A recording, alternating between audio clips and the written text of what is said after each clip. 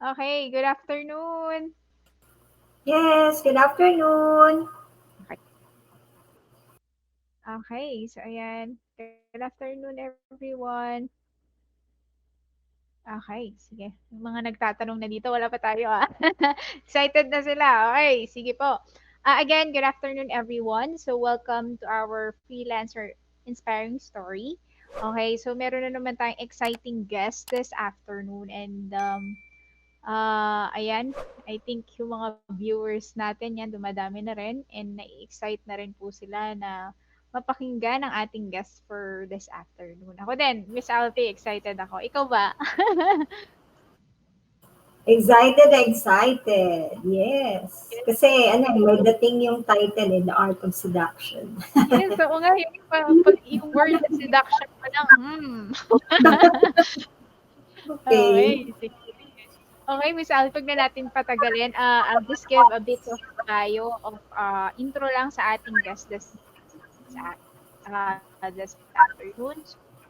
So, our guest this afternoon is Sariah, helping better relationship with clients and prospects through her art of seduction techniques that she developed from her experience as online freelancer, businesswoman, and relationship coach. She uses the principle of dating and seduction, which and marry them with the client getting process. Oh, grabe, exciting to. And has been teaching this to her mentees.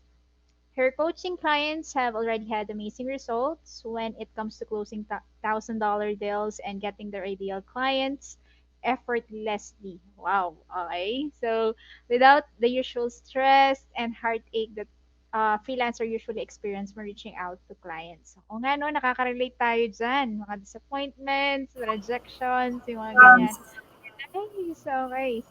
Okay. And she's also a copywriter and school mom of two boys. Wow, grabe multitasking si madam. yes. Sige.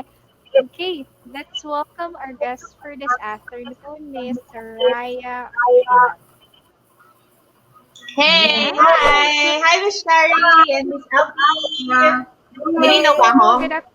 Yes, loud and Good clear. afternoon. Ayan, thank you so much for inviting me here to your show, to your group.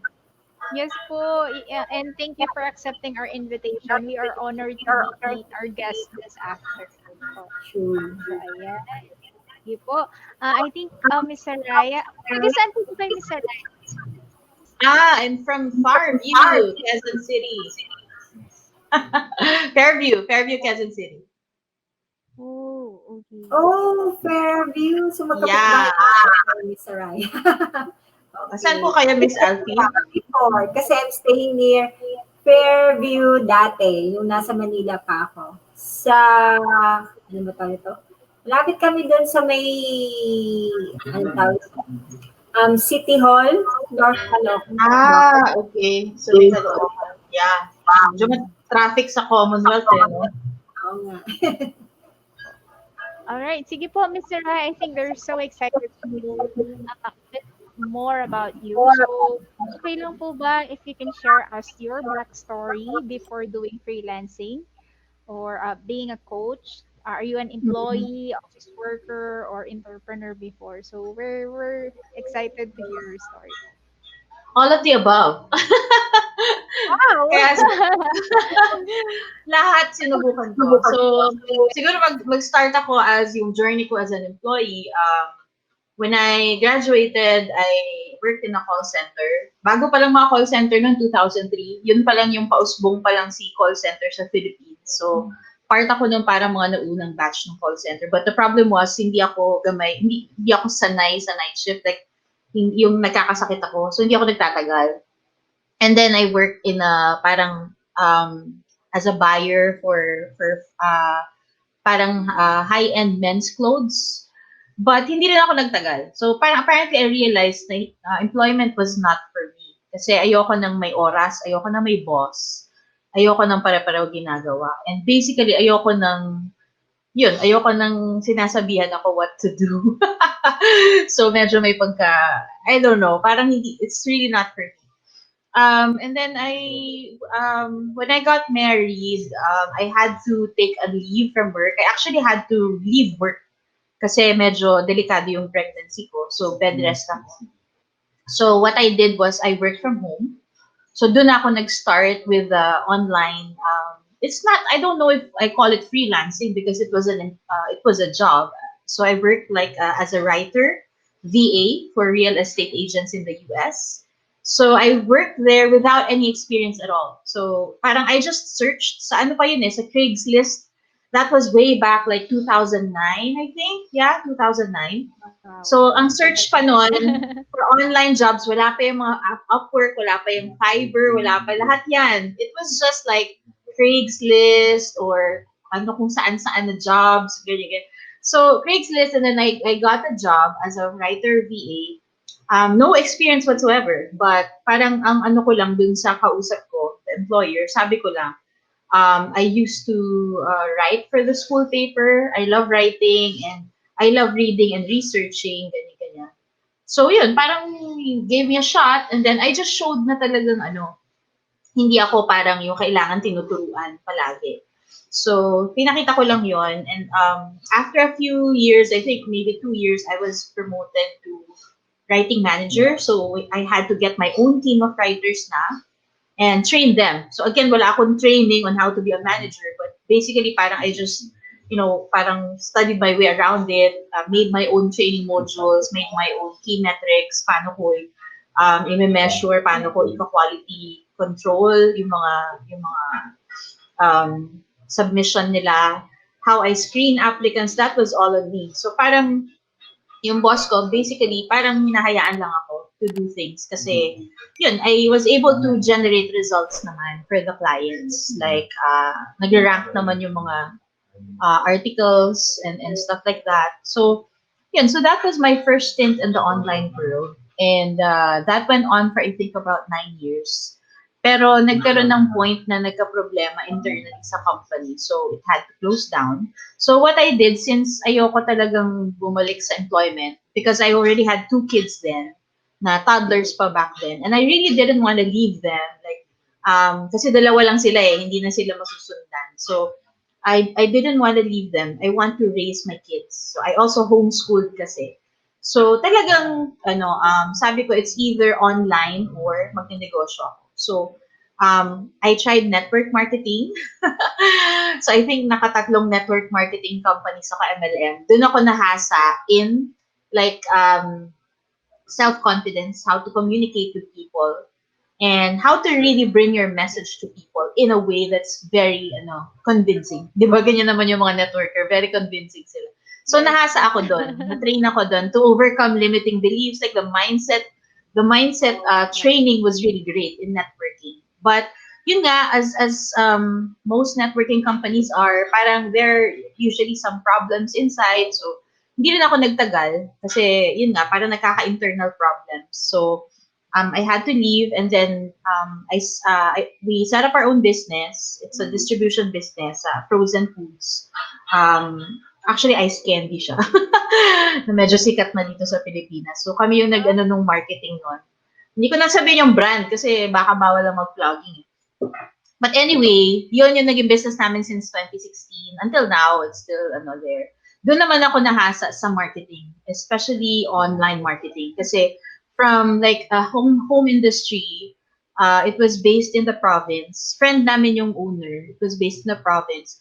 We were able to take it to NCR, to Rizal, Bulacan, even to South Luzon, and then Bacolod, Iloilo, Palawan.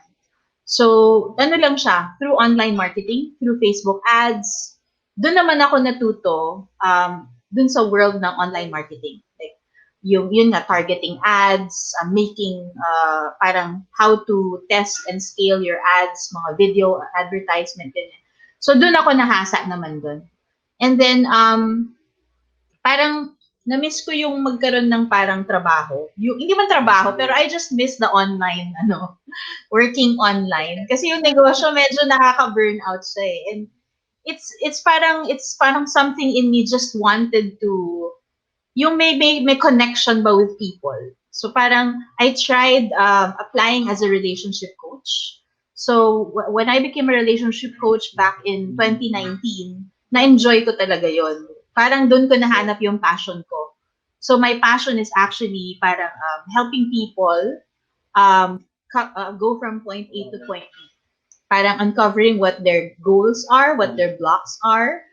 Pero that time, it was just about relationships, like romantic relationships. And usually, yung mga lumalapit, my clients were from all over the world. So I worked for an American company and parang the calls just kept coming in. Babatuhan kami ng calls and then we answer that or sometimes chat. And then mostly yung mga problems were how to get my ex back, mga ganon.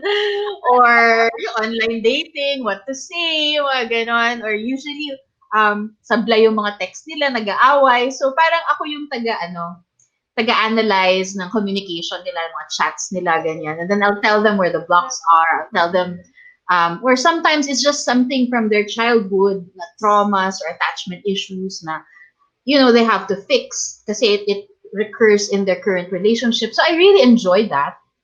I realized na human relationships were my jam.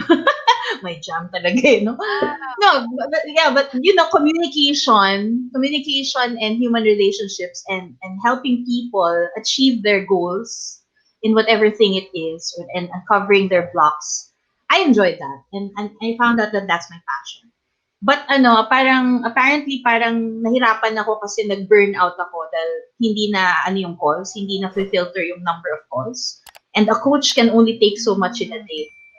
So since it's a company, like I was employed, wala man akong say doon, right? So medyo dumilim. Ayan. So what I did, I had to resign kasi nag-burnout na ako. And then doon na ako ngayon. Dahil talagang na-miss ko yung online, yung online world. So doon na ako nag-start mag-aral ng freelancing uli. Ayoko na kasi yung magiging employee ako like before na I was a VA, employed under an agency. So doon ako napunta sa mundo ng freelancing. So my first parang encounter with it was a funnel building group, like a funnel academy by Coach Julius. Hi, Coach Julius, if you're watching. Julius Guevara. And then, pero na-realize ko, hindi ako techie talaga. Pero na-enjoy ko yung funnel, yung process of the funnel, like the marketing aspect of it. And na-realize ko na in the process, what I like best was the email copy, the email part. Kasi it's that part where you build relationships eh. Like you personalize that relationship with your clients in the funnel. Kasi pag nakuha mo na yan through ads, di ba? Ina-nurture mo na siya through email sequences. That's what I like. I like nurturing people, ganon. And I like talking, but yun. So, I like talking to people, communicating to people, and building relationships. So, doon ko na-realize na, wow, I like email. I like email pala. So, sakto naman, I think that was March, nag-open yung EUI. O, open na pala yung EUI, uli ng email underground intensive. Pinlag talaga ni Coach John Pagulayan and Alan mo. So, open na uli siya ngayon, but that was the one I took up. That was the first course I took up. And then, na-enjoy ko talaga, like, the email. Parang it's a different world. It's another world na nagbukas sa akin na pwede palang kumita sa emails. And syempre, we all know John Pagulayan, di ba? Then, I took the client getting blueprint, the 30-day client getting blueprint, ni Coach John. And then, finally, I joined the tribe, the freelance movement tribe. And then parang also pala I took up a mentorship course with Coach Miguel Campanier for the parang deeper dive ng email ng hindi lang email but copywriting itself. So I'm a copywriter. Yun, everything about copywriting I love. Kasi it's a parang persuasion in print, okay? And then so nung nasa tribe na ako and I was interacting with all these people in the tribe, I noticed there was a common problem. Like, they have all these lessons, they have all these skills, di ba, that are being taught to them. They have accountability groups. They have coaches teaching them parang how to place your offer, anong skill yung maganda, how to do proposals. But I noticed there was like posts na I've had 500 connections, but only 10 of them added me on Facebook. And out of the 10, I only had one discovery call. And no, it wasn't even 500, it was 5,000. Sabi ko, oh my gosh, 5,000. Five. Tapos, isa lang yung naging call niya out of that. Sabi ko, oh my gosh. Parang sabi ko, there's a problem here. Eh, parang nangyari kasi ako, when I started with email copywriting, after my mentorship with Coach Miguel, ano sa akin kasi parang it was a natural thing, yung connecting with clients. Like, the client getting blueprint was fine, but I had actually my own style. Parang I put my own twist to it. Yun na, dito ko na-introduce siguro yung Art of Seduction, ano, okay lang. So, parang nangyari kasi, Sure, sure. what happened, since I'm a relationship coach and I love studying about relationships, dating, part of that is seduction. And I actually encountered this TED Talk by a psychologist named Dr. Raj Persod. And he defined seduction in a totally different way than what we know. Kasi, Miss Shari, pag sinabing seduction, ano yung naiisip mo? Yung totoo on the top of your head. Yung first na impression mo on the word seduction. Yung totoo. Yung totoo, S. Diba? Diba? It has that connotation. It's either romantic or something else. Diba? Yung medyo sexy. But, you know, when I saw that TED Talk by Dr. Raj Persod, I was so parang interested in it. Kasi sabi niya, ito yung real meaning of the psychology of seduction. It encompasses more than that, more than what we know. So the definition of seduction is finding out a person's unmet need and then filling it in a way it's never been met before. Once you do that, you'll be very Wow. seductive in anyone's eyes. So, di ba? So, ako parang, wow, kakaiba to ah. So, parang it breaks True. the misconception or the limited thinking that you have to be what? Physically attractive, you have to be charming, you have to be sexy in order to be seductive. No. All you need to do is to find out a person's need and then fit it in a way it's never been met before. And anyone can do that. That's the good news. I mean, you don't have to be born pretty or handsome or sexy or oozing with sex appeal to be seductive. As long as you know how to find out a person's need and you know how to meet that need in a way it's never been met before, you're instantly seductive. And it's true, di ba? I mean, in relationships, di ba? Kanino ba ano ba yung mga tumatagal na relationships? Hindi naman yung mga na-attract ka sa beauty lang eh, no? Parang after a while, nagkakasawaan na yun eh. Pero usually yung mga tumatagal is yung na-fulfill nyo yung needs ng bawat isa. And then, napansin ko rin kasi during my time as a relationship coach, ano yung common problems sa relationships na lumalapit sa akin? Why do they break up? That's always what I do eh. Like, I dig deep in the reasons for their problems. Why do they break up? It's mostly communication problems. Hindi na ipapaabot kung ano yung need, kaya hindi na-fulfill ng isa. Ina-assume ng babae na alam ng lalaki kung anong need niya. Pag hindi nabigay, tatampo. Di ba ganyan tayo? Na-assume natin na manghuhula yung mga lalaki. Yung mga lalaki, ganun din. Ina-assume nila, or siguro parang iniisip nila, alam din natin what they need. So, that's the communication gap. Hindi nasasabi what the need is, hindi rin natatanong, so hindi na-fulfill. So para nangyayari, nagkakaroon ng gap sa relationship. Now, while he was discussing that, and that parang the simple techniques, and parang sabi niya, it's a scientific process. As much as it is an art of seduction, it is also a science. Kaya nga psychology. Why? Because they actually made studies on people going on dates. Like they made them say and do things na parang fell under seduction. And 80% of the time, it works. Meaning, these techniques are actually an art and a science. So anyone can do it, and anyone can learn it. It's not magic. It's not a hard skill. Anyone can learn it. So when I heard that, parang there were things in my head na suddenly connected them to the client getting process that I've been learning in the tribe. Diba? Yung tinatawag na CCPP or what's that? Connect, call, proposal, pay. Diba? So, sabi ko, sa connect, that's finding out a person's need eh, when you're connecting, diba? So, you're finding out your target market, alamin mo muna sino sila, diba? And then, sa call, andun na yung finding out their unmet need. kailangan alamin mo muna kasi kung sino sila sa connect. Then sa call, finding what their unmet needs are. That's the purpose of the call, and not to close a deal, not to close a sale. And then, ayun nga, parang fulfilling it in a way it's never been met before. Yun na yung proposal. How you fulfill that need is dependent on your proposal in a way it's never been met before. And mas lalo akong parang I dug deeper into that rabbit hole and parang drew in my experiences as a relationship coach sa dating naman. Kasi I've also heard other parang marketing gurus talk about marketing as comparing it or yung analogy of marketing to dating. Diba? Like, there's the first date, there's the coffee date, parang getting to know the client.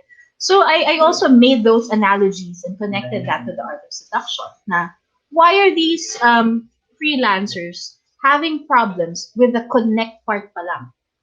Like, they have the skills, they have the offer, but why do they fall through? Why can't they close deals? Kasi sa connect pa lang, they're having a problem. What's the problem? So again, ginamit ko yung pagka-analytical as a relationship coach. I interviewed people. I asked them what their challenges are. I looked at their conversations. Like, I do audits of their conversations while I was actually just validating, yung offer ko din. And I found out there was one common problem. It's the mindset. It's the misconception that when you're talking to a prospect, hindi pa nga client because you haven't closed the deal yet. So for example, how do you find prospects ba, Miss Alfie? Sa LinkedIn ba? Sa Facebook ba?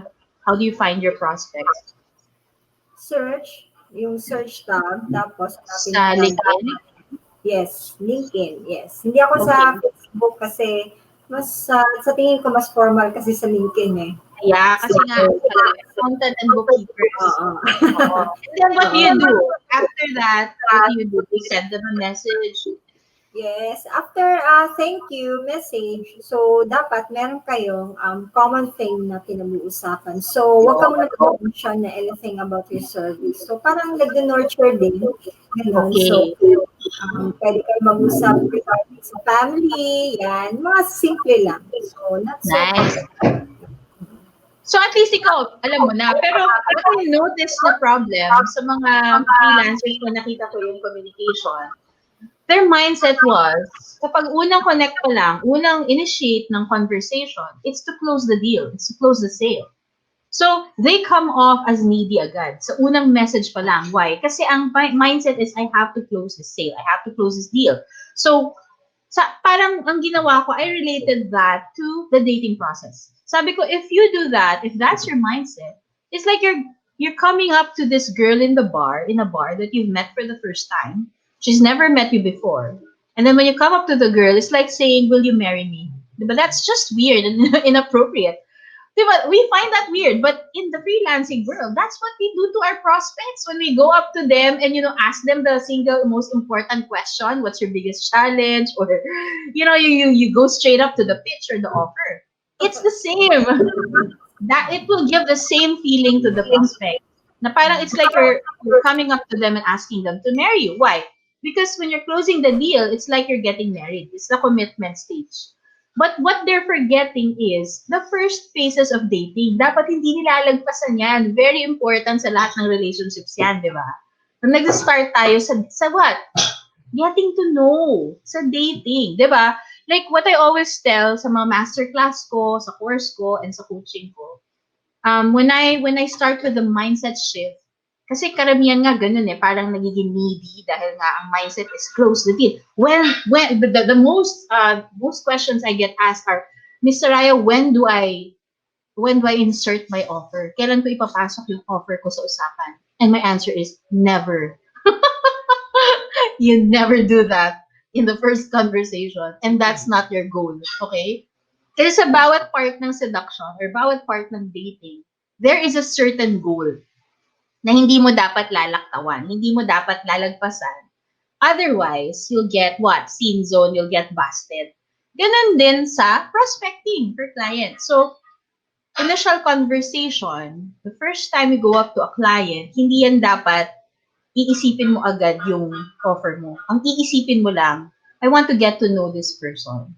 Diba sa dating, ano ba yung what are the expectations and goals of dating? It's just to what? Get to know a person. If you're gonna be a good match, diba? And if you feel that there's a potential, then go to the second date. Pero during the second date, do you already ask them to marry you or be your boyfriend or girlfriend? Di ba hindi pa rin naman? So, yun yung nagiging problema and frustration ng mga freelancers.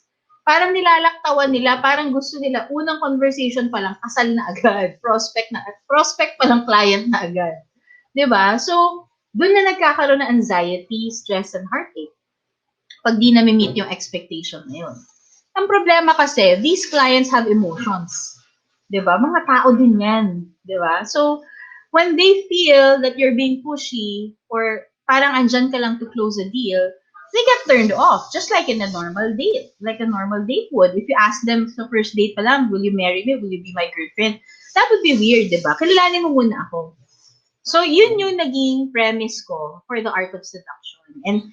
And I started, this career of mine, yung coaching for freelancers, is actually accidental. I did not plan this. Kasi nga, as mentioned by Miss Shari, I'm a copywriter by profession. Yun talaga yung inaral ko. Now, what happened was, I was like quietly living my own life. Tapos, hindi ako nahihirapan to get clients kasi nga, I knew all these principles already. I build rapport very easily because I knew the principle of seduction. And I just used it with my clients. Not the seduction that we know, not that. The seduction nga na finding out a person's needs. So, for example, I don't believe kasi na it's a numbers game. I don't see clients as a number. So I see them as people, as people that I want to nurture and build relationships with. Because if I only see them as a number, I can't seduce a number, right? I can't meet a number's needs. So I have to think of them as people that I want to get to know. So, ikwento ko lang yung story ko on how I got clients, and yun na yung parang nag-jumpstart into this career of coaching other people how to do it as well. So, doon na nag-start ako, I only reached out to 5 clients. Actually, hindi pa ako nag-reach out eh. Some of them reached out to me. What did I do? Yung mga ginawa ko, tinuturo ko yon sa aking course at sa aking online class at sa aking coaching. So, also I think this February, yung sa skills, I'll also have a course there as well. So, it's coming up. Pero the full course is meron akong full course talaga na dun ko tinuturo lahat ng techniques. Anyway, ginawa ko lang yung mga technique na yon. And then some clients would actually message me. And nagulat ako, yung isang client is actually a very big copywriter pa. Like, as in, he's a big name in the industry. And nagulat talaga ako that he reached out. Why? Because of the techniques that I teach nga, which is yung paano ka mag-cheerlead ng maayos. Nalalandiin mo lang yung yung maging visible ka lang lagi, ganyan. Kasi wala ka talaga expectation. You know, you just have fun in the group, be visible, just compliment people, engage, gano'n. Yung tawag na landi. Landiin mo lang. Whether babae yan, lalaki yan. Landi just simply means, hindi naman siya flirting sexually. It just simply means making people feel what? Kilig. Making people feel happy about themselves, right? How do you make people kilig? By complimenting them, saying something nice about them, thanking them, being grateful na they had this impact in your life. Very, very effective ways of making landi. So those are just my styles. And hindi ko pinilit yung sarili ko. Like, kasi hindi ako ma-LinkedIn na person. Parang sa inyo kasi I understand it because it's a very formal niche, like bookkeeping and accounting, like very corporate, di ba? But for me kasi my niche then was dating and relationship coaches, or people offering dating and relationship info products in ClickBank. So, I stayed away from LinkedIn. Hindi ko pinilit sarili ko. Kasi hindi ko talaga feel, hindi ako makalandi sa LinkedIn eh. Formal masyado. So, I stuck with what I did best, which is Facebook groups. Okay? So, dyan ako nag-cheerlead, dyan ako kumukuha ng... So, again, I got just 5 leads, like 5 prospects. And out of the 5, all of them said yes or hired me. But I had to turn down like 2. I had to turn down 2 because it wasn't a match. So, isa yun sa mga tinuturo ko, di ba? Parang how to know if you're a match. Hindi lahat yan porket nag-yes, sasagutin mo eh. Because, you know, you have to be parang compatible. That's the parang purpose din of the trial period, ganyan. So, once na nagde-date na kayo, hindi ka rin magko-commit agad na, oh, exclusive na tayo, di ba? Parang ganun din siya kasi. So, yun din yung parang tinuturo ko sa aking course and coaching. So, again, out of the 5, yung una pa doon was a premium client na pinag-apply ako dito sa agency na to, but I had no experience whatsoever. Ang hanap niya is FB ads copy, and sales pages. I had no experience yet kasi kakagraduate ko lang sa MCM that time.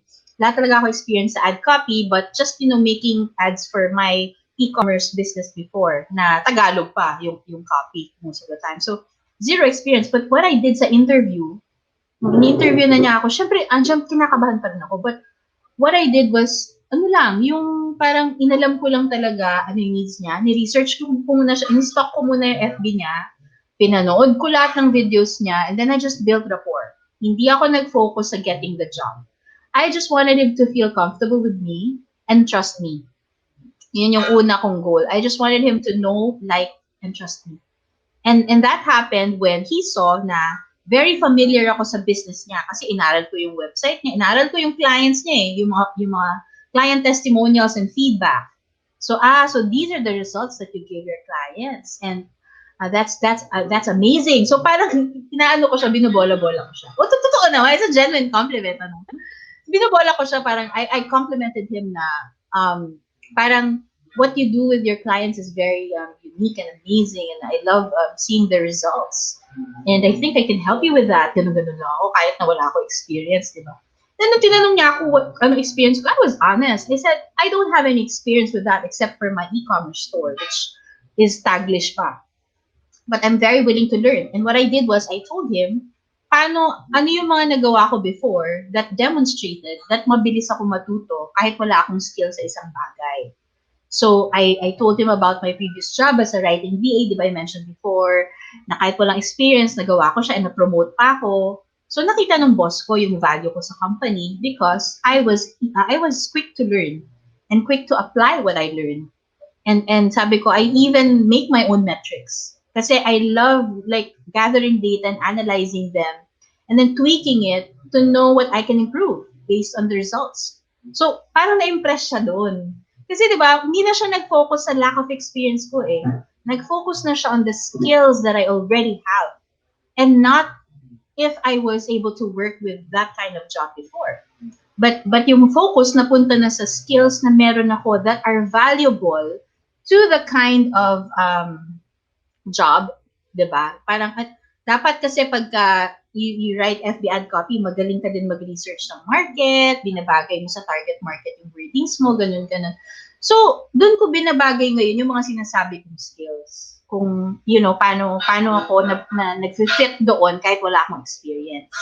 So, parang in-extract ko lang, ano ba yung ugali ng ano ba yung hinahanap sa isang FB ad copy writer, di ba? Yun nga, magaling umulso sa market, creative, ganyan, and then persuasive. So sabi ko, I have trainings in persuasive copywriting. Tapos I also write messages for my clients in the relationship coaching to persuade their ex to get back with them. O, di ba yung mga gano'n? Matawa siya ng tawa ngayon. Totoo naman eh. Parang they ask you to write messages for them, for their ex, to, you know, just to talk to them again. And it works. So, hindi nyo ba kinakwento ko, kahit hindi siya related. But the thing is, you just find something na yung kailangan nila na skill. Kahit hindi siya related sa work. I mean, kahit hindi ka nag-work in a related field before, but the skill they're looking for, paano mo siya na-apply dati? So, yun yung ginawa ko. At the same time, I complimented him. I gave him like parang positive feedback on what he's doing. And I told him that I'd really love to be part of his team because I believe in his vision. So, inalign ko yung sarili ko sa vision niya. And that's when you build trust. When someone feels that you're aligned. Diba? Parang ganoon din sa dating eh. Kapag feeling mo pareho kayong values, pareho kayong gusto ng pamilya, pareho kayong gusto ng ganito, ganyan. Diba nagkakaroon ng parang ease and trust. So, I just applied the principles of dating basically. And what happened was, sabi niya, I'm really interested in you. Sabi niya, but I have this other applicant that I have to interview tomorrow. So I'll get back to you tomorrow after I interview that applicant. So hintay-hintay ako, no, the following day, yun na. He said na-interview na niya applicant, and congratulations, I got the job. So, yun, cut the long story short, I got the job. So the same thing happened for the second client naman. Email copywriting naman siya for a dating info product. Wala rin ako experience. He was looking for someone with experience. But what I did was, I wrote an email. Kasi sabi niya, write an email explaining your experiences, what you do, how much your rate is. So, I wrote an email na ito first ko na application as an email copywriter ever. First time ko to apply. And it was also a premium client. Pero hindi ko pinahalata. Sabi ko lang, hindi ko pinahalatang wala ako experience. So, minsan na anuhin mo rin, hindi mo sabihin agad. Sabi ko lang sa email ko, wala ako experience, di ba? Sabi ko, hi, I'm really interested in your job post. I think I'll be a good fit for that. Kasi explain ko kung bakit. Sabi ko, because I really love helping out relationship coaches because I really believe that parang yung parang people need help with the dating niche. And what I do is I follow all of these dating coaches. Inisa-isa ko pangalan ng mga sikat na dating coaches. I have them in my inbox and I study their emails. I study all their emails. And I also study Chris Haddad. Chris Haddad is one of the pinakasikat and parang napakabenta ng mga VSLs niya pag sa mga clickbank dating info products. So, I study his VSL. So, I drop names in the industry na malalaki. And then I just, parang kanina yung ginawa ko na, parang pinaano ko lang yung skills ko na what are these skills that are needed when you're a copywriter? Research, di ba? Parang knowing your market, ganun. So, pinakita ko lang yun. I never said I never had an experience. So, I just dropped names and then what I learned and then, parang I used words na nakakakilig. Like, I'm so excited and thrilled to work with you. Mga ganyan. Tapos, ayun, at the end, he emailed back and he said, nag-send siyang Loom video actually. Sabi, this is very interesting. I like this. Sabi niya, sinircle niya yung part na I mentioned names eh. I like this. Sabi, I like this a lot. Sabi niya, now, my problem is, out of 100 applicants, I've narrowed it down to the two of you. Dalawa na naman. Nagulat ako kasi 100 applicants. Tapos, malamang mga may experience na yan. And then, isa ako sa dalawang na shortlist. Tapos wala ako experience dahil lang dun sa email ko. So, sabi niya, give me like parang a trial, a sample of your work. So, patay na tayo. Paano na yan? Wala akong sample kasi nga wala akong experience. And I'm sure lots of freelancers will actually relate with this. How do I, talk to a client when he's asking for a portfolio or samples and I don't have them because I'm a newbie without experience. So this is what I did, okay? And actually, this is yung ginawa kong to. I taught this in my private group in a video, and one of my members in the group, si Joe, he actually swiped my email and did what I did. Tapos he got the job as well, kahit may bago lang din siyang email copywriter. Kasi swipe niya lang email. Anyways, tuloy ko na. So, what I did, nung hinihingi yung sample ko, eto na ginawa ko. Kasi diba, I said na, marami akong pina-follow na dating coaches and they're in my inbox and I study their emails, I dissect it, ganyan. So, ginawa ko, I got one of those emails, like a welcome email from one of the dating coaches na, parang I just saw na marami pong pwede improve. So, I got that and I did an improved version. Like, I did parang, yung based na natutunan ko sa MCM and sa EUI, I did an improved version. And then I submitted that to him. Sabi ko, okay, so this is name of the dating coach. This is her welcome email and this is the audit I did for her with an improved email. Hindi ko sinabi na wala ako experience. Sabi ko lang audit. Totoo naman eh. Audit ko naman. Di man ako nag-lie. Di ba? I just audited it for free. Di ba? So, and this is the audit I did. Tapos sabi ko, yun, sinubmit ko na. And he got back to me and he was impressed. Sabi niya, how much is your rate?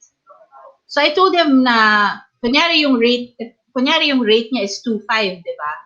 2.5 for 100 emails. Yan ang rate niya. Ay, no, sorry. $25 per email ang rate niya.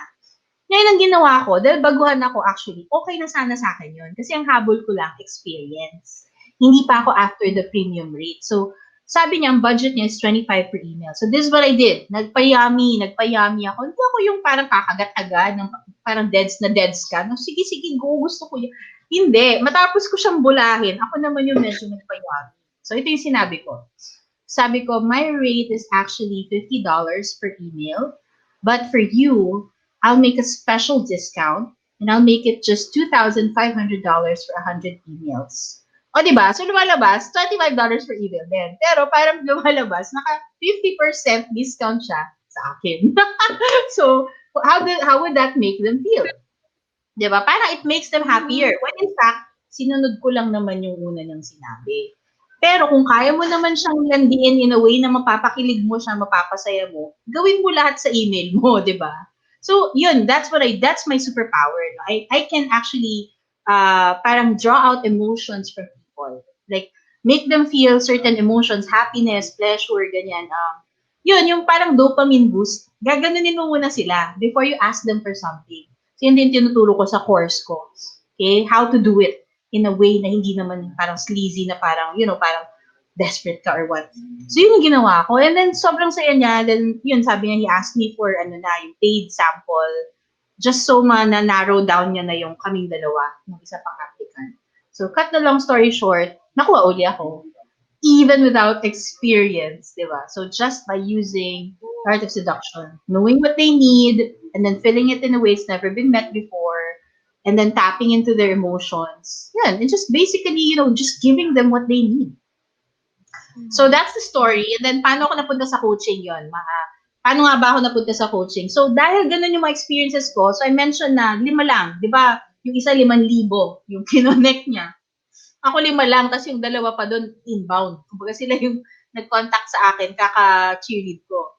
Lahat yun, yes. So 5 out of 5. I'm not bragging, but what I'm saying is, it's something that can be learned. And it's something quantifiable if you're gonna apply it.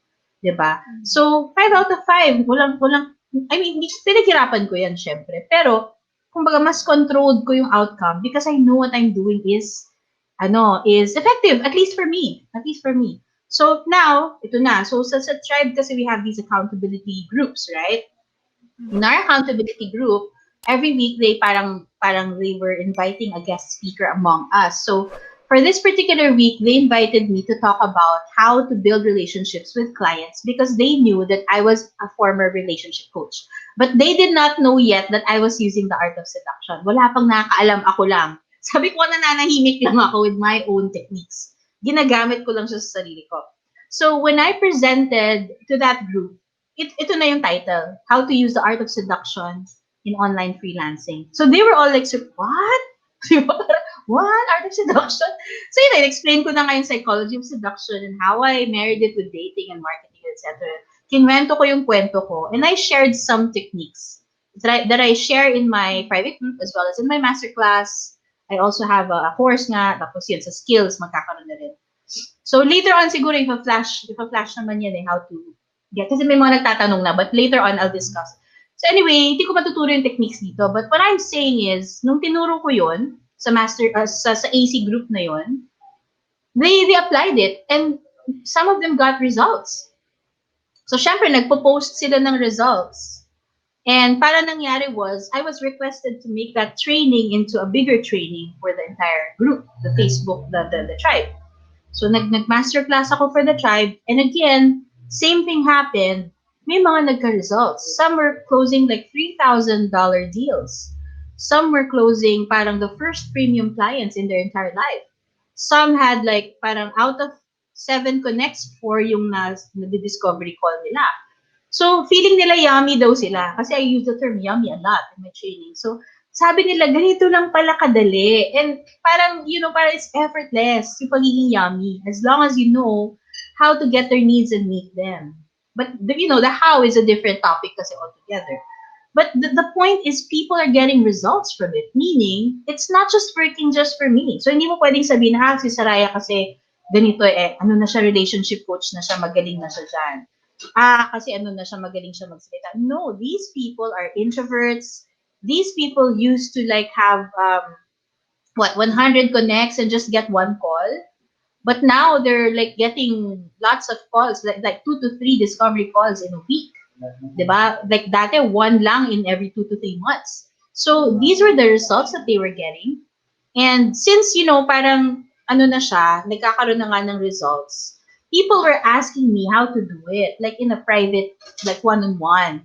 So I had to do the coaching na. So that's why I said I was a reluctant coach. I'm not trained. I'm not, like, aminado ako, I don't even like to be called coach sa totoo lang. Kasi I don't have any certification or training or license to be a coach. And I don't know what to call myself. So parang nilagay ko na lang client relationship coach because that's the fastest way to remember it, di ba? What I do. But what I just do is I basically just share with them what I did that worked for me. And if they resonate with it, then you can do it, di ba? If I can do it, people were doing it, then you can probably also do it. And then in the course of actually talking to these people, getting their pains, getting their challenges, seeing their conversations, doing group coachings, I was able to validate my own offer. Now, okay, this is what the people need. This is the gap. Like they have their offer, they have the skills, but why can't they get to the call? Because sa connect nagkaka-problem. Yung unang C, may problema na. So, dun ako nagpo-focus. How to connect with the clients para mapunta ka na sa call at mapa-yes. Kasi, minsan napupunta sa call, wala pa rin eh. Kasi kulang talaga sa landi. Kulang sa relationship, kulang sa, sa trust and everything. So, yun yung tinuturo ko, how to make landi your clients para sexy ka. So, yung iba sa kanila sila na yung hinahabol. As in, minsan, nag-no na sila, sinasabihan pa sila ng client, but I want to work with you, ganyan-ganyan sila. Or sometimes, the client says no, but in such a beautiful way. Like, have you ever heard of this kind of rejection? One of the people in my group, nag-message siya kay client using the principles of the art of seduction. And then ang ganda-ganda ng email niya, it's so personalized kasi that's what I teach eh. I don't, yun pa pala, isang misconception is, use scripts, use templates, tas copy-paste. Kaya nasa scene zone. Kasi, kunyari sa dating, ikaw, pare-pareho sinasabi sa'yo ng mga lalaki, di ba nakakainis? Dapat yan personalized. So, when she sent this personalized message, the reply of the client was, you know what, you're the first person to reach out to me that didn't sound salesy or pushy, and I like how you researched about me, and I like how you talked about blah, blah, blah. But I'm sorry, but I just have to say no at this point. But I really love what you did in how you reached out to me. I hope I can refer you to others. O, di ba sarap nun? Rejection siya, pero hindi masakit. Di ba? Kasi may referral pang magaganap. I think dalawa yung nag-report sa akin ng ganun, na same, na yung isa nga nag-sorry pa sa kanya eh. Sabi niya, parang last week lang to eh na nag-report sa akin. I'm sorry, but I'm in the charity industry, so wala kang kikitain sa akin. But I hope you're not disappointed in me. Sabi ni client kay kay freelancer, I hope you're not disappointed. I promise bibigyan kitang referrals because I really like you, and hopefully in the future we can work together. Diba ang sarap nun na kahit sinabihan kang no, pero you were complimented. Why? Because you built a relationship with this person. And this person already trusts you. Dun pa lang sa initial conversation. So, it's really the nurturing of that relationship. It's not really about seducing or manipulating people, persuading them that you need this, you need this.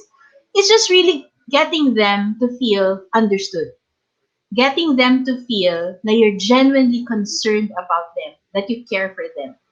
'Di ba? So, yun, basically that's my story. And then I had to resign from my like email copywriting work and my other email copywriting client. I had to quit them both because I had to do this full time. Why? It was a difficult decision for me because copywriting was my bread and butter eh. Siguradong kita ko doon. But here in coaching, hindi. Because I'm relatively new to the industry. But what I told my former employer was, sabi ko, I really thought about this long and hard. And I felt that I just had to do this full time because you can replace me. You can easily replace me and train anyone to do my job as an email marketer.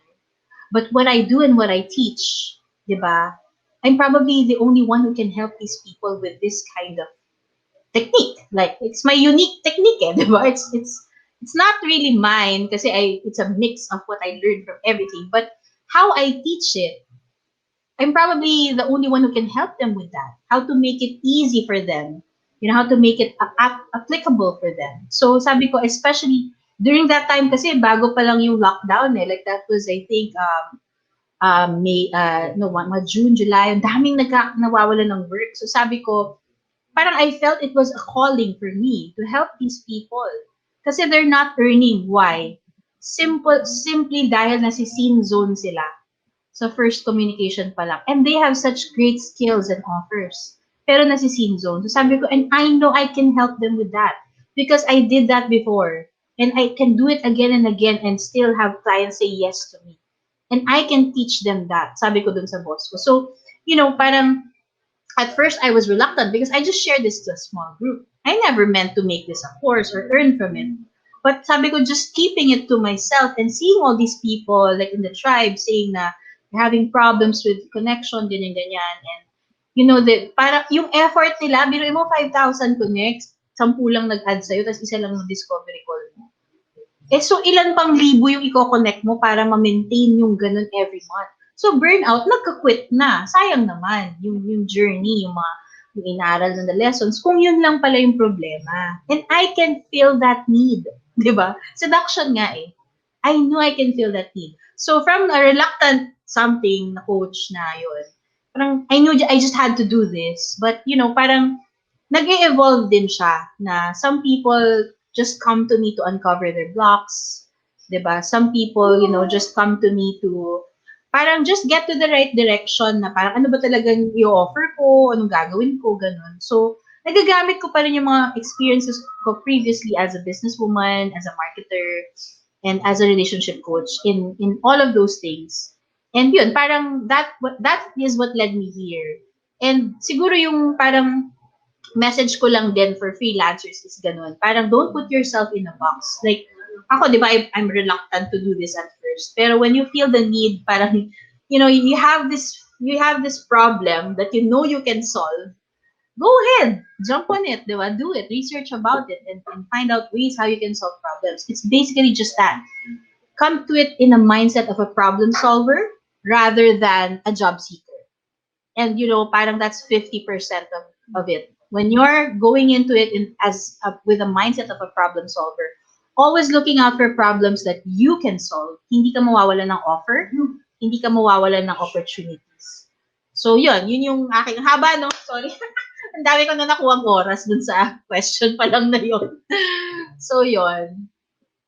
Grabe, Miss Sariah, yung way you speak talagang nararamdaman namin yung passion mo in this field. So talagang I can feel that you really can help many people and you made the right choice. Thank Grabe. you. Gusto ko makinig na lang ganon. Really? Yung ganong level. Oo. May ano yun eh. May Yes. mga Ito techniques din dyan. so, oo nga. Ito, do you believe there is some sort of pattern or formula to becoming a successful entrepreneur? Okay. Pattern, kakasabi ko lang kanina. The number one mindset that you have to have if you want to be an entrepreneur, and usually online freelancers, you should consider yourself as a business person. You own your business. Lalo na if you're looking for your own clients. You're not an employee anymore. The number one mindset that I teach, and other people also teach, as successful business people, are be a problem solver. Diba? Instead of parang ipipilit mo yung gusto mo, meron ako naisip na business idea, ibebenta ko to, ma-market ko to. No. Hanap ka ng problema na susolusyonan mo. That's the best way to become a successful businessman. And everything else will just follow. So when you have the mindset of being a helper, like giving value and, just thinking of how can I help people today? Who do I want to help today? How can I help them? Diba? And how many can I help? Those are the three most important questions. Who do I want to help? That's your target market. Diba? Kasi without a target market, kung sino-sino lang, ang hirap nung offer mo, i-refine. Who do I want to help? Number two, how can I help them? That's when you think of what problems they're having. How do I know what these problems are? By talking to people. and you talk to people during your initial conversations on Messenger, on LinkedIn, in email, it's not to close the deal. It's simply to find out what their needs are. But after getting to know them, building rapport, that's the time you find out what their needs are. Hindi yan mag-open up agad sa'yo kapag yun agad, yung SMIQ or single most important question. Parang ganito yan sa bar. Kunyari, ang style mo, pag nasa groups ka, SMIQ agad. Parang ganito yan. Nga, sa bar ka lapit ka sa, yan, lalapit sa'yo, single lady. Ang tanong agad sa'yo, hi miss, when it comes to dating, what's your single biggest challenge? Why are you still single? Di ba? Di ba weird nun? So, pangit. So, ganun din when you're asking people about their challenges, about their SMIQ, don't do that. What I always say in my masterclass is, before asking for their pain, give them pleasure. Give them pleasure before asking for their pain. So, make sure na na-build na yung rapport. And I teach all of these parang step-by-step frameworks and techniques in my course. Okay, so again, come from a place of help. How can I help them? Who do I want to help? How can I help them? How many? Pinaka-importante. Kasi hindi pwedeng help ka lang ng help charity yun. Kailangan mo rin kumita. And the secret to having more income is actually, nasa Go Giver book to, by Bo Berg. So sabi niya, the more people you help, the more success follows. So hanap ka ng yung maraming may ganong problema. Hindi yung isa lang, dalawa lang, tatlo lang, tapos next month wala na. Diba? The more people that you can help solve that problem for, parang it just follows the more, the more you earn from it. And see, it's not, hindi na profit-oriented. Ang nauuna is how can I help solve problems. An entrepreneur is basically a problem solver. So, kung sino man na nagtanong nun, I hope that answered your question. That's the pattern. That's the simplest formula for being an entrepreneur. Grabe, oo nga. Sobrang daming takeaway, Miss Sariah. Anong masasabi mo, Miss Alfie? Daming value bomb. Sobra. Yes, ang dami natutunan. Nabasa. So, kailangan talagang i-enhance pa ang ating connecting process. Yes. So, maganda yung idea ni Miss Sariah na dapat establish mo muna yung rapport with your yung target market mo, yung kakonect mo, syempre. Like, kasi minsan kasi, yung iba, okay, magtatanong agad ng rate per hour, okay? Yeah. So, ang pangit naman na sasagutin mo na agad, di ba? So, parang, ano mo na, kembot ka muna ng konti para malihis doon. Kasi, Landi-landi mo na. Ganon. So, meron ka rin gagawin na something na strategy para ma-address mo yung ganon na issue. Yes, very helpful. Ito, merong nag-comment ni Sariah. Sabi niya, di ba may sa LinkedIn kasi hindi naman agad lahat prospect. Yeah, oo. Ito si DC wala. Maybe some here had experience to talk someone where they are invited to add them in Facebook. Then to find out how many account you have to add, how to deal on that. Is it necessary to continue talking pa din to that person? If that's the case, just feel uncomfortable. Oo, Facebook user, whoever you are, there's a reason you feel uncomfortable. And sometimes it's a mix of, listening to your gut or your intuition as much as it is marketing skills. So your gut is always right. When you feel uncomfortable na, shucks, parang dami account to don't. You don't have to continue. Parang dating. Qualify your prospect. Huwag kang desperado. Di ba? Parang, dahil lang gusto mo ng client, tatanggap ka ng tatanggap. You also have to filter them out. Hindi lahat ng friend request, i-add mo rin. Check their profile and check their, what they do. If they match your ideal client avatar or, what your ideal client. Kaya nga very important na may clarity ka muna what your ideal client is. Otherwise, you'll just accept anything. Diba? Sabi nga, if you fall for, ano ba yun? If you fall for anything, ay, nakalimutan ko na yung quote. Basta yung accept ka lang na accept. Sorry, parang mommy brain ako ngayon. Basta yung parang you just keep on falling for anything, for everything, di ba? Wala kang makapala, mapapagod ka lang. So make sure you also qualify. I teach the Art of Seduction, but at the same time, I teach my mentees to place value in themselves. Oo, magpapakayami ka na parang once they see your value, hahabulin ka nila. So you also have to qualify your prospects. Kapag feeling mo dummy account to, you're just wasting your time, di wag mo nang ituloy, di ba? The best thing to do is when you're adding friends on Facebook, on LinkedIn, mag-research mo na what's like an extra 2 to 3 minutes, di ba? Tamad kasi tayo parang sige add, confirm, ganyan. No, be very mindful with the time that you use, the energy that you expend, and the number of people you add on your Facebook. Kasi nga Facebook works in algorithms, di ba? So you want to maximize that parang number of Facebook friends to your ideal clients only. And of course, maybe your family and friends. So yung algorithm na yon, i-take advantage mo siya to show it to the most number of ideal clients as possible. And if you keep on adding people who are not your ideal clients, di ba? Parang gulo-gulo siya. Sayang yung algorithm. So make sure to research first their profiles.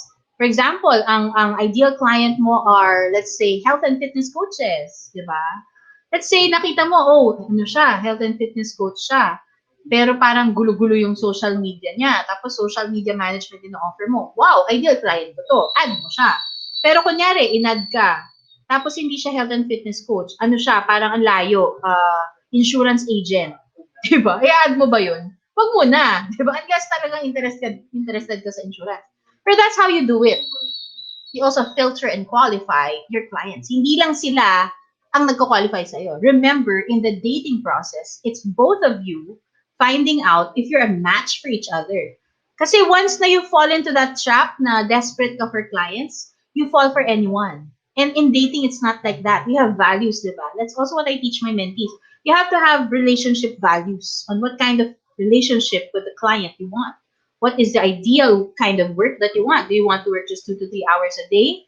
Eh kung yung client na to gusto mag 8 hours ka, alam mo na hindi mo siya tatanggapin. Hindi ka lang yes ng yes, di ba? Hindi ka doormat. Hindi ka yung parang oo lang ng oo. So, ganun din siya. Parang pag ano mo na siya, nakuha mo na yung loob niya, ikaw na ngayon yung magpapakita na may value ka. Di ba? Para pahalagahan ka. Hindi yung feeling nila, ay, atat na atat to sa akin, kahit anong bigay ko, iutos ko, sabihin kong presyo, okay dito. So I also teach that, how to parang state your value, like your price, your ideal price, in a way na makikita ni client na, this is worth it, di ba? How to overcome objections. Pero going back to that question, yun nga, i-research mo na profile niya. If dummy account, don't add it. You're just wasting your time. And yung, yung space mo sa Facebook friends. So yeah, qualify nyo rin. I hope that answered your question.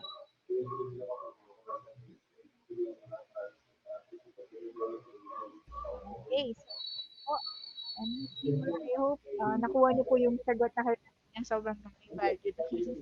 Okay, so ayan po, ito po, we have, I think this is second to the last question we have. What Okay. can you tell or share to those who are planning to do freelancing or doing freelancing now, and what advice can you give to them? All right. So those who are planning pa lang to do freelancing, and maybe even those who are doing it right now, who are kind of parang stuck or lost, start with knowing your why. Why do you want to do freelancing? Why are you doing freelancing? Is it just because sinabi ng kapitbahay mo na may pera dito, di ba? Sometimes that's the initial reason, but you have to have a deeper reason why, because it's not easy. Again, this is a business. And if you're coming from employment or corporate and shifting to freelancing, it's like you're shifting to entrepreneur from employee. It's gonna be hard. Diba? You both are freelancers, Shari and Alfie, diba? It's tough, right? We're not gonna lie. It's tough. It's hard to get your Yes, own sobra. clients. It's hard to manage your own time. It's hard to True. manage to balance with diba, being a mother, housework. It's True. hard to do your own bookkeeping. Bookkeepers kayo, hindi pala. Ako lang pala yun. it's hard to, you do all those paperwork and admin stuff. So you have to really be sure on your why. Sigurado ka muna dapat, why do I want to do freelancing? And if it's deep enough, parang the how will just present itself eh. Pero if your why is not deep enough, if it's like parang something na you're just joining the bandwagon, Or you just heard na, nakaka 6 figures si Miss Shari.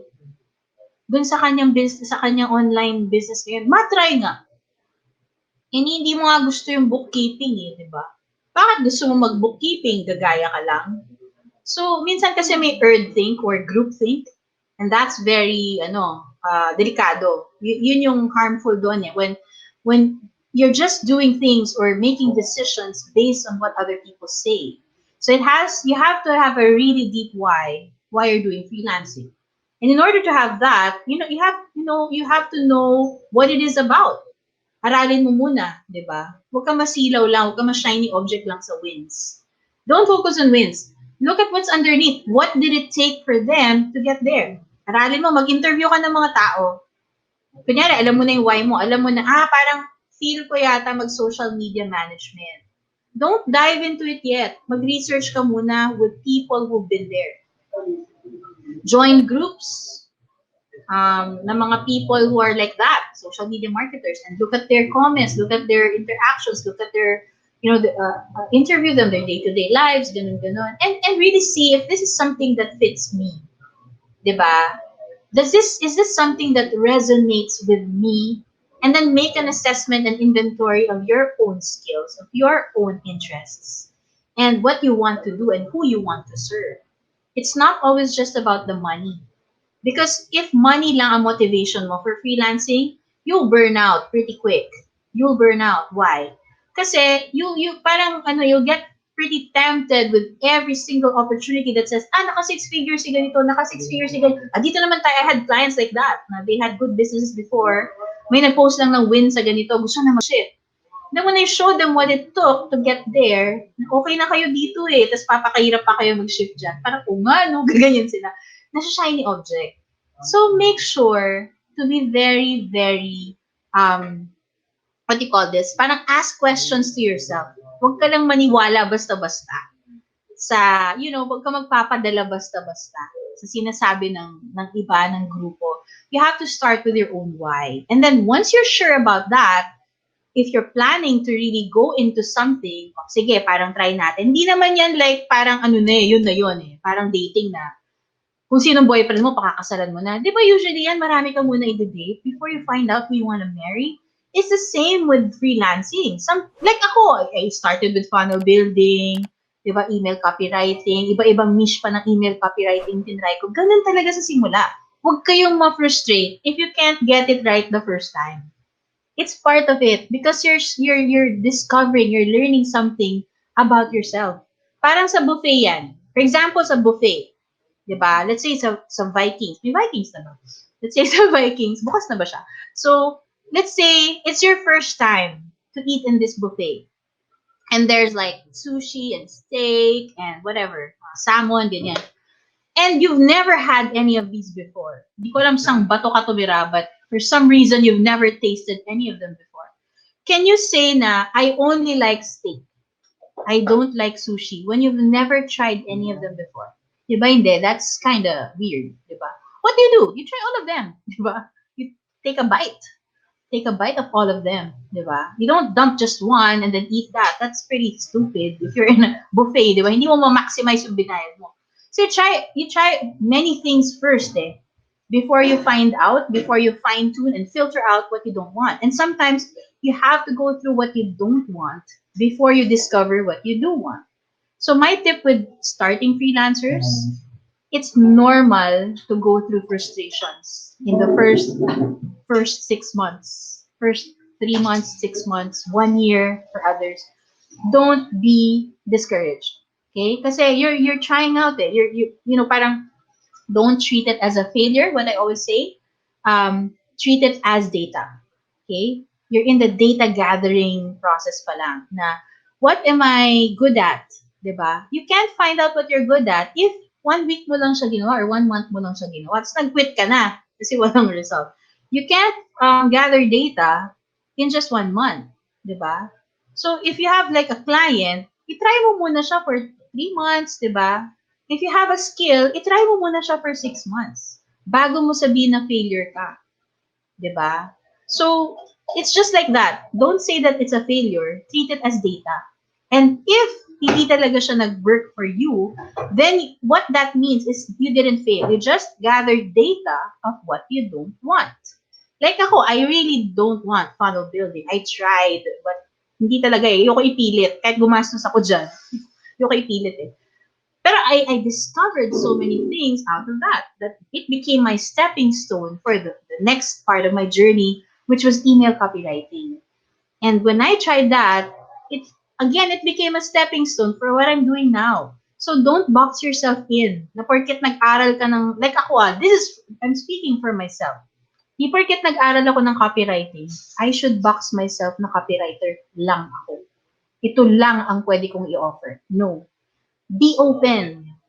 That's the fun of networking. That's the fun of learning from different people. That's the fun of having conversations. Kasi hindi ka closed-minded eh, na ito lang ako, copywriter lang ako. If I didn't take those opportunities, if I wasn't open to learning, if I wasn't sharing what I knew with people, I would not be here right now. The people that I coached, wala rin, hindi rin kumbaga, maybe they're still struggling or whatever, I don't know. But you know what I'm saying is, don't box yourself in and don't feel frustrated if hindi mo yan ma-feel. Na-frustrate ba ako when hindi ko ma-feel yung funnel building kahit gumastos ko malaki doon? No. I just found out one skill that I cannot do. Diba? However I try it, parang sa buffet. Alam ko na ayoko na maanghang. Hindi na ako babalik dyan. Pero nagalit ba ako sa maanghang? Sinabi ko bang, I'm a failure kasi hindi ko gusto yung maanghang. Diba? Hindi. It's just not for you. Hindi lang kayo match, diba? And then, go ahead and try something else. So, ganun din. Sometimes it's your offer. Sometimes it's your target market. Just be open. Tapos yun nga, parang constantly look for problems that you can solve. Like what I did. I saw this problem in the tribe. Hindi ako mapakali na, oh my gosh, tas ako parang, parang it's very easy for me. It's natural for me to build connections and relationships. I can do this. I can teach this. But I've never seen anyone do this before. Yun yung limiting beliefs ko, yun yung doubts ko. Can I earn from this na I'll help people with this? Bahala na, basta I'll just help them. And then eventually, totoo yung sinabi na the more people you help, success will just follow. Eventually, people see the value in it and they're willing to pay for it. So that's my tip number 2. Make sure, as a freelancer, once you're sure with your why and who you want to serve, and you've tried out some offers and target markets, make sure na you focus on giving value. How can you give value kung hindi mo alam ginagawa mo? Diba? So, now that you know their problem and you're looking for ways to solve them, natural na lang dapat yan, nag-a-up level ka, nag-a-upskill ka para mas marami kang ma-solve na problema nila. Hindi kayong pako lang sa ganito, ganyan, diba? Like, if I told myself, di copywriter ka lang kasi ginastusan mo na yung course eh. Di ba? Email copywriter ka lang. Nakaka-stress yun kasi parang isipin ko, hindi may mga taong pwede yung tulungan eh, di ba? So, hindi ko binox yung sarili ko. And in fact, nakatulong yung skills ko sa email copywriting, yung persuasive copywriting, in what I do. Kasi instead of, ang ginagawa ko lang naman, para rin siyang email copywriting, which is persuasive writing.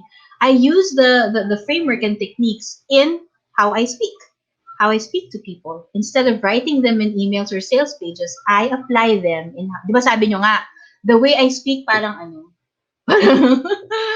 nakaka-hook siya.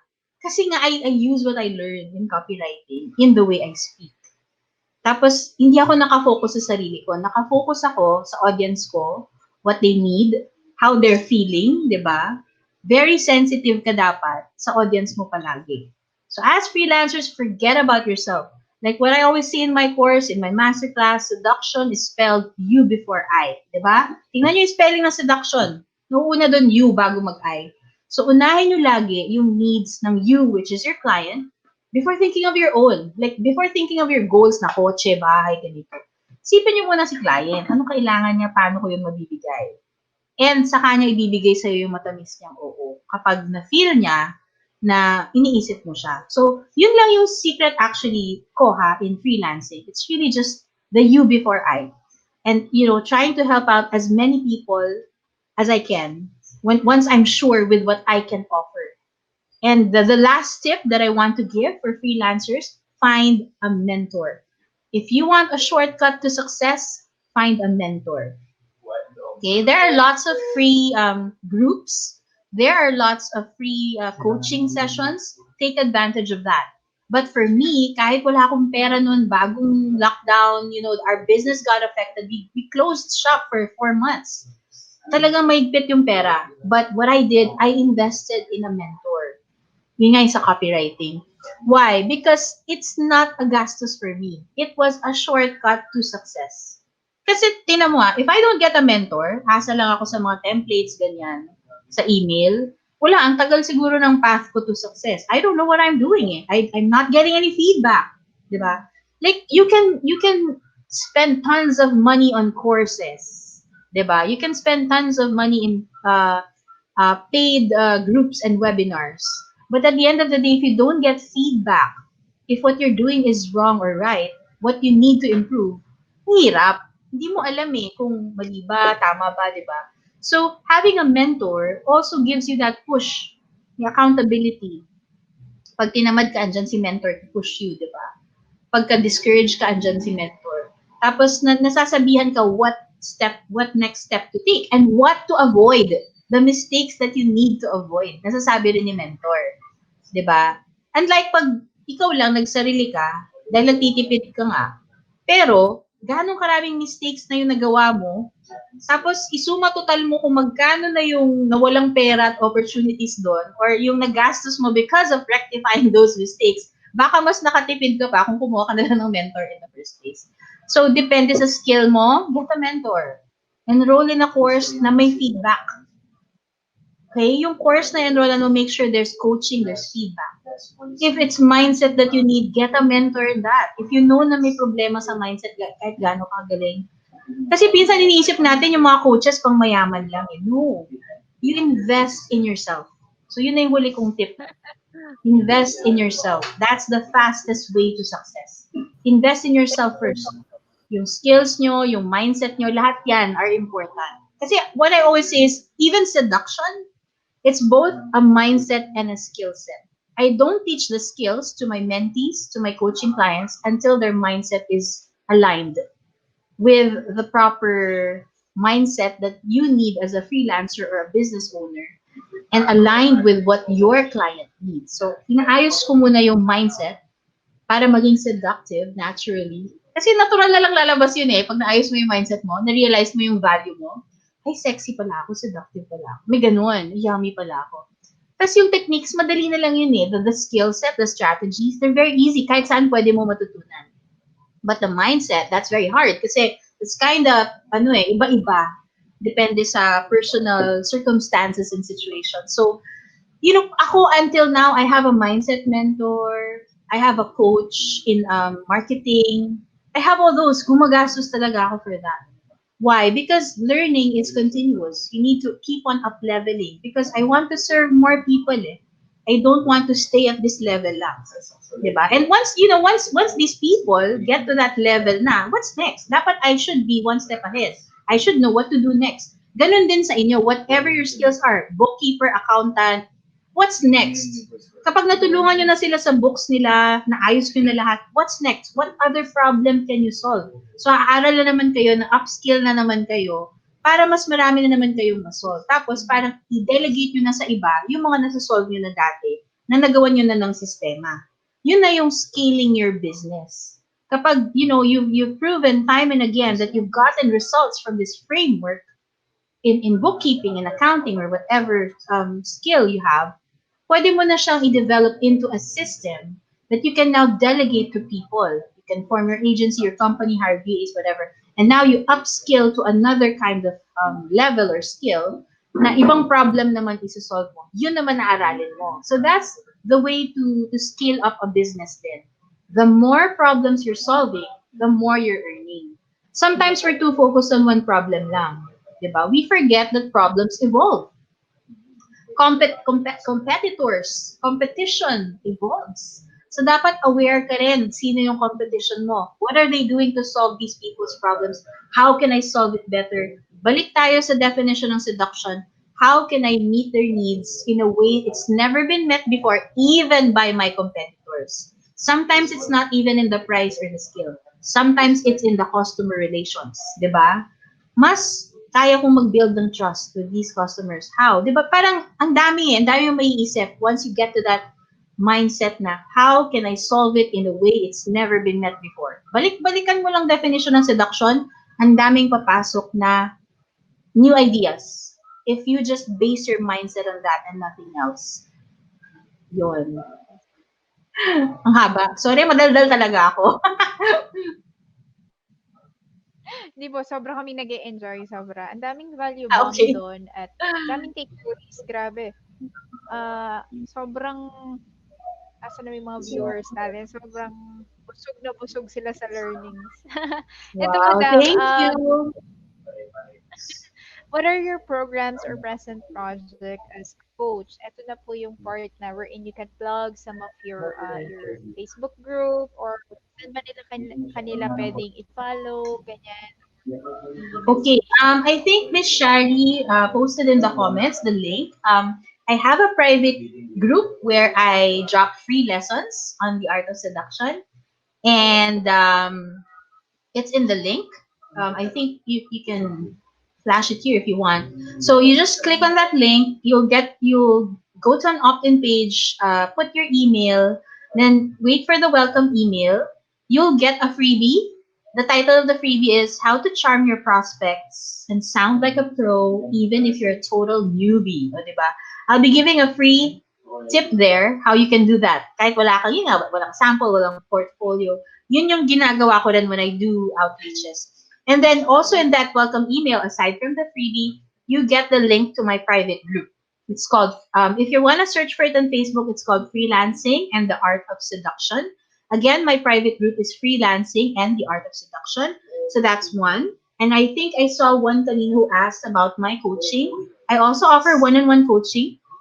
Just PM me or follow me on my page. My page is Sariah Guanzon-Ordinario, client relationship coach. Or just, message me, PM me. Or just simply type client relationship coach and my page will appear. You can send a personal message to that page as well and I'll reply. I offer one-on-one coaching sessions. I've had lots of clients now who had really good results. The reviews are on my page if you want to see their feedback. Kasi di ba syempre pag tayo bumibili sa Lazada, ano una natin tinitingnan sa product? Yung reviews. So yun din, tingnan nyo rin yung reviews ko bago kayo mag-ano ng coaching. Kasi baka, ito ba yung gusto nyong resulta? Baka naman iba yung hinahanap nyo. Hindi pala ako fit doon. And then, I also have a master class. It's like a 3-hour it's a 3-hour webinar. It's a recording of a 3-hour webinar. The one that I mentioned a while ago that I did inside the group. I recorded it and there are also some bonuses there. Marami nagka-results na from there. So that's for sale for just like 1,000 pesos. Tapos the part of the proceeds I actually use for donations to people like yung huli sa Ulysses, some mga medical conditions. Ganun. So that's one. That's two, the masterclass. And then I have an upcoming course. It's called Seduction Marketing. It's gonna be launched, I think, in maybe on 3rd week of February or 4th week of February. Seduction Marketing, where I will be teaching all of what I taught, the culmination of everything that I've learned from the first connection to your clients, the mindset, yung Casanova method. I'll be discussing there. Casanova, the greatest womanizer, and what we can learn from him.